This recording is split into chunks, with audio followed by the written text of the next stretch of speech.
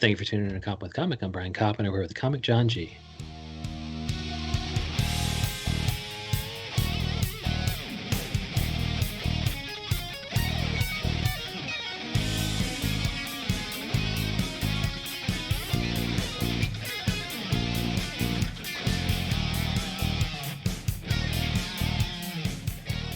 John G, how the hell are you? Hey, Brian, man, I'm doing fantastic. How you doing? Doing good. Thank you so much for coming on, because you're just making everybody laugh with all your online comedy product during the quarantine. And I know I follow you, I think, across everything, across Twitter and Instagram, and even your www.com. You are at my John G. It makes it easy for us. Yeah, John G's such a typical name. I had to find something that would make it work, you know? Yeah, my John G. You were like, man, if I take off my last name, John G will make me distinct. And you're like, fuck, now I have to put my John G in front of it. Yeah. I could have been John G 9582 or some shit too, you know. But I'm getting all these followers on Instagram. Are you seeing that? Like, you're getting all that shit. You're like, somebody's just a spam follower trying to sell porn product when they are John G 954321 dot, right? Yeah. Fucking hate that shit. I can't believe anybody's ever taken with that shit. Although lately I've been getting a bunch of hot girls that have like 2 followers, you know? Yeah. Oh, no, that's it. But they're all fucking robots, right? Yeah. Hot girl, 2 followers, and they're all dudes, you know? I mean, like, yeah.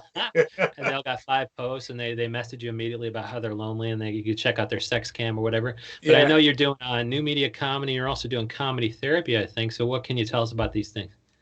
Yeah, so I mean, honestly, like I started out, you know, I'm in my late 50s, and I started out maybe 4 or 5 years ago, doing comedy. I just kind of fell across the idea of taking a class, and I just kind of fell in love with it. I then partnered up with my teacher. I took the class at Gotham Comedy Club, met Jim Mendrinos, and we partnered up, and we started comedy therapy. Where we were just doing, you know, shows, and I had a business that was doing restaurant POS systems and things. Okay. And we would, you know, just start doing a bunch of shows in restaurants, and you would use the POS sales as an opportunity to kind of be like, you guys should, do you need more people on a Tuesday night? We could actually do a show here. Yeah, actually, I leverage my POS relationships. That's how you team up with your teacher. You have the restaurant in, don't you? Yeah. So. I didn't have to be funny. I didn't have to make anybody laugh. I just had to have connections, you know. But yeah, so he was like, dude, I love John G. And so you guys are doing also New York Underground. I had Frank Vignola on, who just did an online comedy festival, I think. He did the Good Karma Festival. That was he did like a couple hundred comics and shit like that. And I think he's doing another one for Halloween. And he mentioned, Jim, what's his name? His last name's so long. Jim Mendrinos. I keep wanting to say D Mendrinos, but his name is long enough as it is. And so, what are you guys doing with New York Comedy Underground?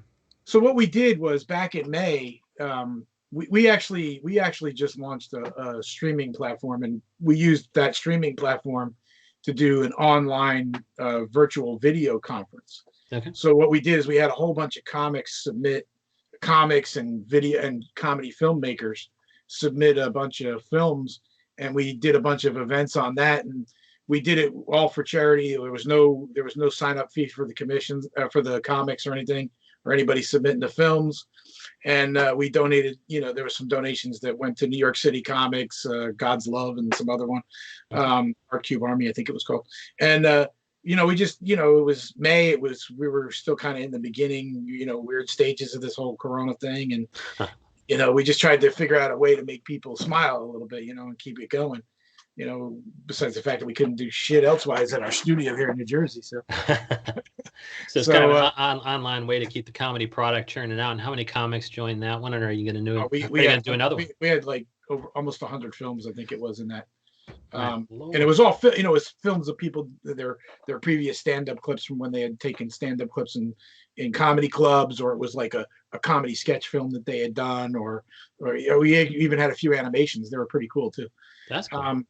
So, we did that, and then, we started doing some online virtual shows, and now we're going to do another round of the New York Underground Comedy Festival at the beginning of, I think it's November. I think it starts November 5th.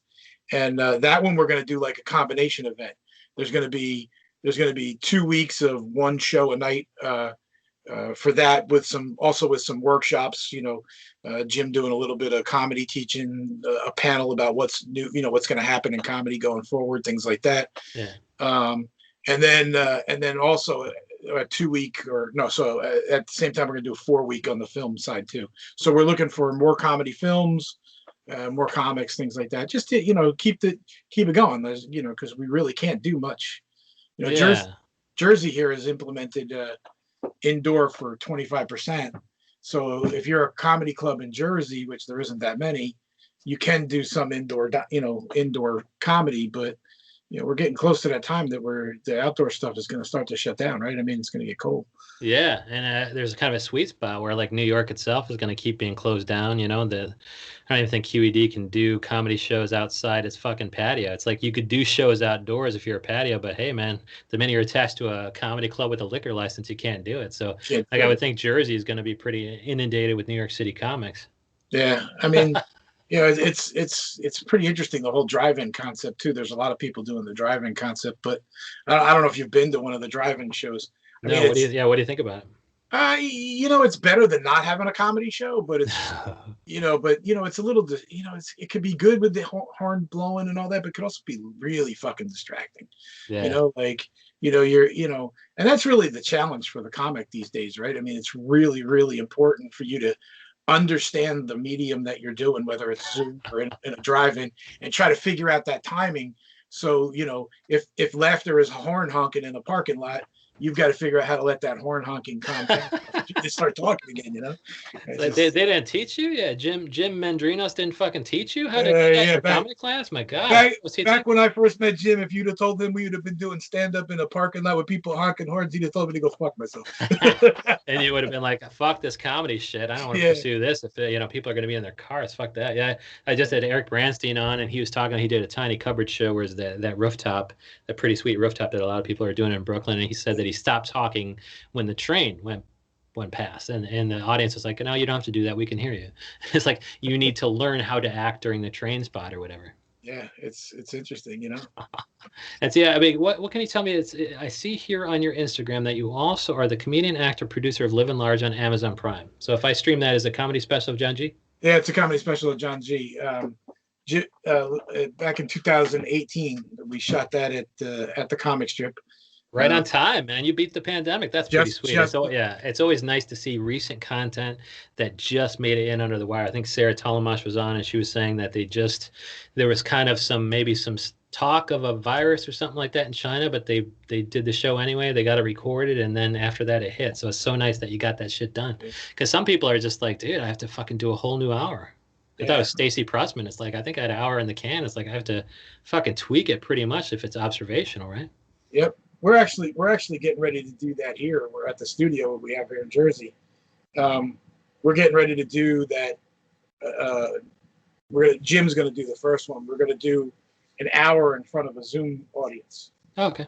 We're going to set it up like a stage. We got a big enough place here. We can do that. We set it up like a stage, put the Zoom audience in front of them on TVs and things like that. Sort of like you see some of these virtual conferences now. That's cool. And just see how that goes, Yeah, I think Dustin Chafin just did one of those Zoom specials, and I think he actually had some props to stimulate the audience. So it's so nice to see how these people are getting creative. Like even the NBA, I think the NBA players are allowed to kind of look up at that screen, and there's like hundreds or thousands of actual Zoom people watching and cheering and shit like that. Although they're piping in the crowd noise. Yeah, or like what they're doing at the WWE too, right? They're doing all those walls around the ring. So. Yeah, that's fucking and that's a sport that can do it because there's only two people there and they're all both tested and shit like that. So you're gonna do a kind of a new? Are you doing your material from Living Large at this kind of thing you got coming up, the Zoom special you got coming up?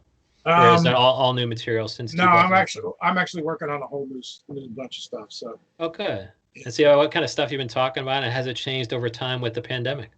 What were you talking about before, and how is that shit no longer relevant because of the pandemic? Well, most of my comedy, it really revolves around me. It's good. The stuff that's happened in my life. Thank God. And I'm very self-deprecating. So, I'm not a small guy. I'm a big guy. Yeah, me too. Actually, I've gotten smaller because of the pandemic. Really? I had to learn how to cook for myself, and my cooking sucks. Oh. So between not wanting to go to ShopRite, to buy any food, and having to cook for myself for a while. I think I lost a few pounds, but that was a good part. I love But I that. mean, like, You're you know, eating your own I had a, atrocious food. You have nobody else. You have nobody but yourself to blame on that one, right? yeah, no, not at all. You know, you can only eat so many eggs or so many cheeseburgers that you fry up in the pan. You know? Yeah. But yeah, and I mean, just before the pandemic, I had a girlfriend for a long time, and I broke up with her. Okay. So you know, it's been kind of lonely, if you will, and you know, so just a lot of the new stuff is about that, about the experiences of how to frick do you start dating somebody now? What do you do? You know, go sit on a park bench 6 feet away from each other, and you know, is that one kiss worth dying for? You know. And there's an article in Huffington Post about just all these people who would even hook up with strangers during the pandemic because they were so fucking just so depressed and needing connection. And I think, you know, like they say, suicide is also a danger of this fucking isolation and shit. And so, hey, if it takes, you know, fucking somebody with a mask on or, you know, hanging around with them for an hour to see if they cough or taking their temperature or something and then fucking banging away, I suppose people can do it. They're better people than I'd never do it. I don't fuck in normal circumstances. No, you're right, right? And honestly, like like I said, I'm a little older and I'm a little bit in the high risk category for a couple of reasons. You know, had a heart attack a year ago and things like that. So like I got to be careful with that kind of shit too. So, but I mean, you know, all the new stuff I'm working on is I'm trying not to do the normal, or not the normal, but what you hear a lot with the pandemic. You know, oh, this made me miserable. I'm trying to like pull in a lot of the takeaways about like what was good about it, like. You know, it was great that I didn't have to drive for a month. I saved more money in gas for the few months I didn't drive than you can imagine. You know? So just things like that. So that's kind of what I'm working on now. Just a whole new perspective on a way to make the world look better through the pandemic. Yeah, like I was thinking that like I think traffic itself might have you know, decreased and pollution kind of improved somewhat. And I was saying that to Kate Hester, and she works for the state of New Jersey, you know, comic Kate Hester, and she works in like pedestrian safety. And she said, oh no, people, you know, because they were, you know, isolated and they were out of work, they'd fucking bike just in traffic and shit, and they get hit by cars. And she was like, dude, people were fucking morons because they weren't looking at what they were doing, or they were trying to ride a bike for the first time in 20 years. And, you know, so there might have been less cars, but there was certainly way more opportunity for pedestrians to get hit stupidly. Yeah. But yeah, so I totally thought that it'd be totally safe because no cars were on the road. But I guess there's just way more pedestrians. That's something you have to watch out for in the city. Like whenever my parents would come to visit from the suburbs back in Chicago, I'd be like, dude, pedestrians rule in the city, man. Don't hit anybody because you're fucked. Yeah, you know, it's funny though, you know, the little bit I did drive, you kind of got used to having no traffic, you know? Yeah. And now that the traffic's coming back, you start, you know, I think I got more road rage now than I did before, you know? Like, what the fuck you people do? Go back homes. Quarantine yourselves, will you? Come on, get out of here.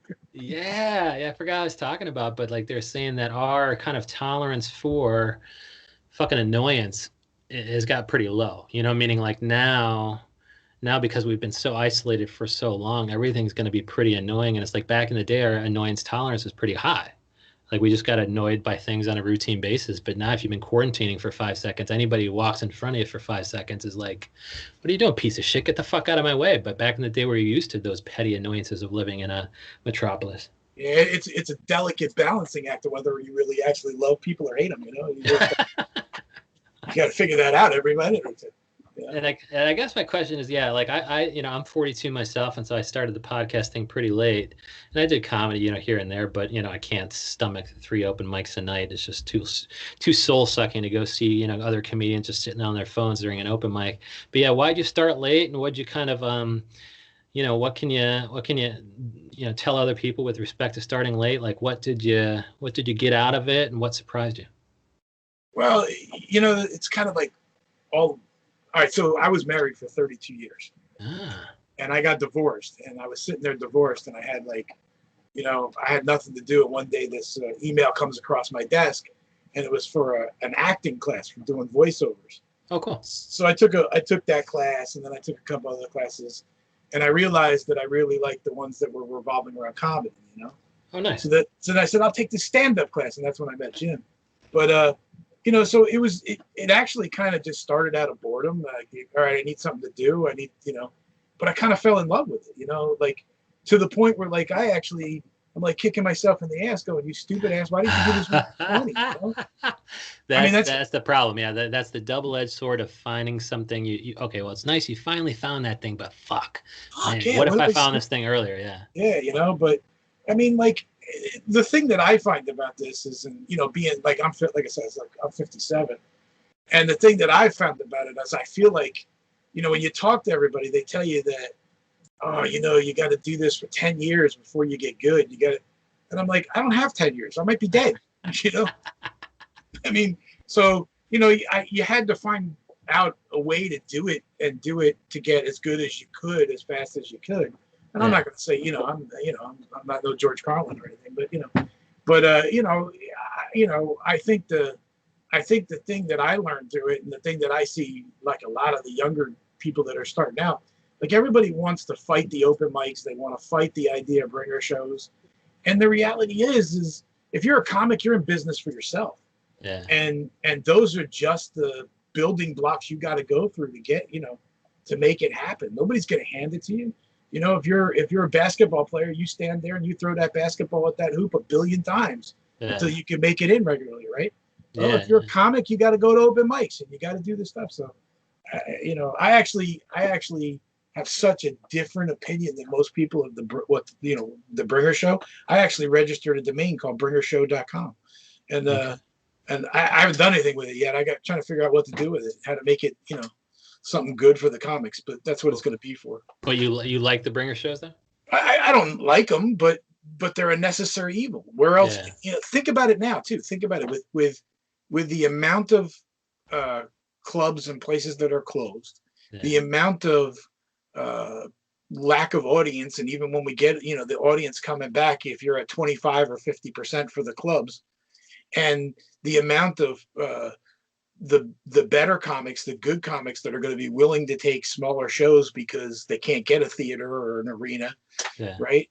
You got to do something if you're an up and coming comic to do something. So you better embrace it. You better embrace whatever way you can to get in front of people.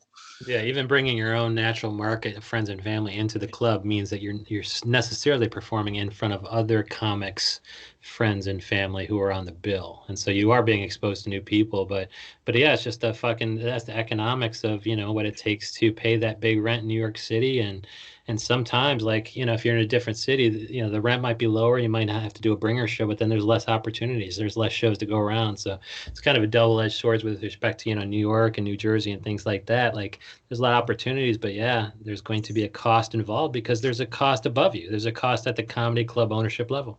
Yeah.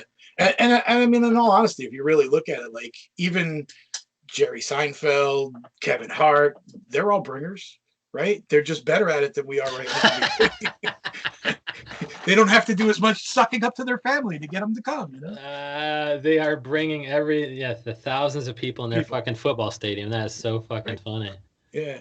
And so how's your second hour going to be different from your first hour? Like, if, you know, for everybody who's seen Living Large on Amazon Prime, and of course it's on Amazon Prime, but it's also on our new streaming. I'll plug that for a second.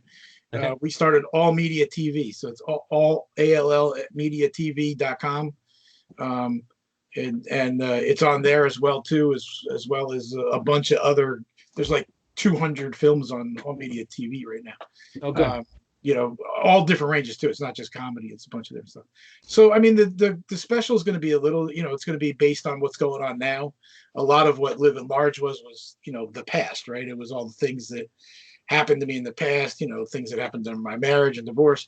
So this is all going to be more current stuff, you know, things that are happening, you know, with going into comedy, the breakup, you know, all that kind of stuff. So, but I mean, is the Living Large, the whole Living Large kind of, you know, I hear that it's like, dude, JohnG is living large. Even like your picture shows you kind of living large, you know, like, I mean, it's a badass, you know, art you got, you know, badass picture you got here, man. I fucking love it. Like, you're living large. Like, can you be vulnerable and kind of down, or, you know, going through something and still be living large? Yeah. See, that's where it's funny, because like the living large, if you knew me, or you know me, you know, at the point when I shot that special, I was 365 pounds.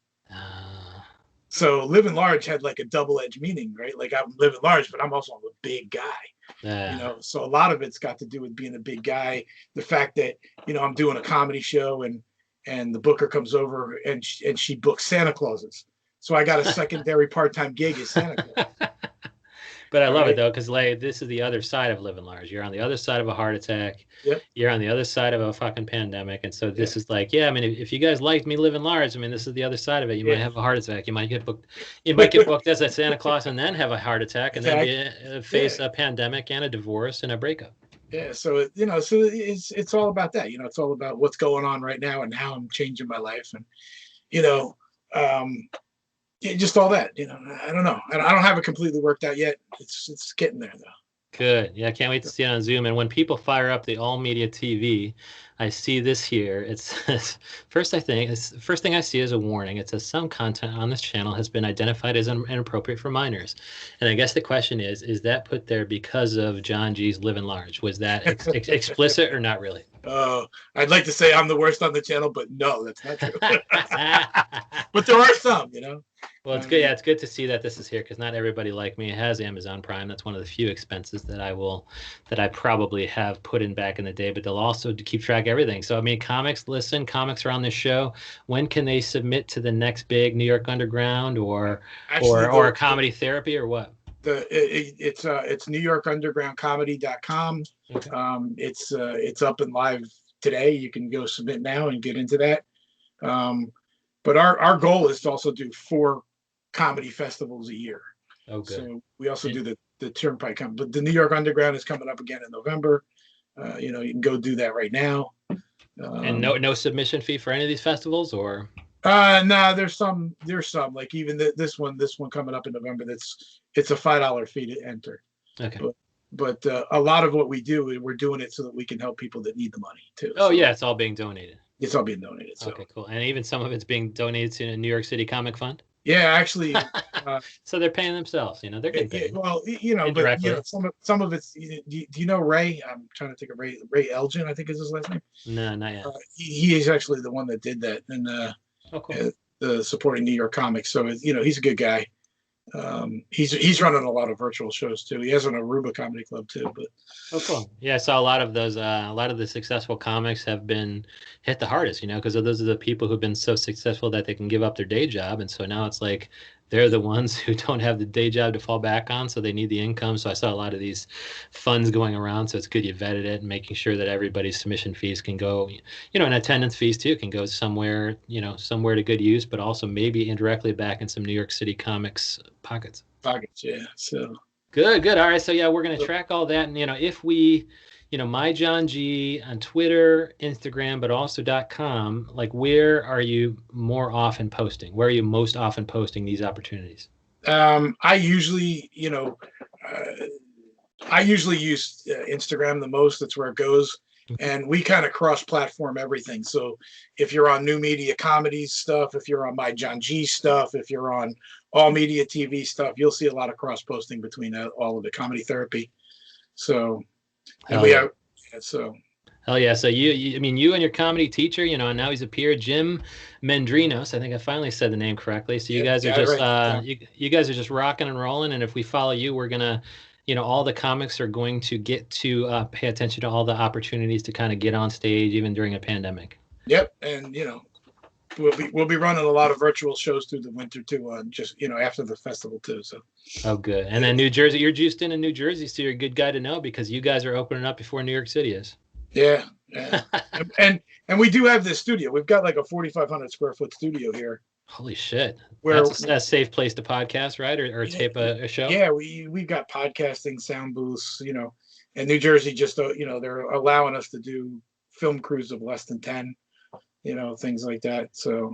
Fuck yeah, John G, you're the man to know. John G, thank you so much for coming on. Hey, Brian, thanks for having me, man.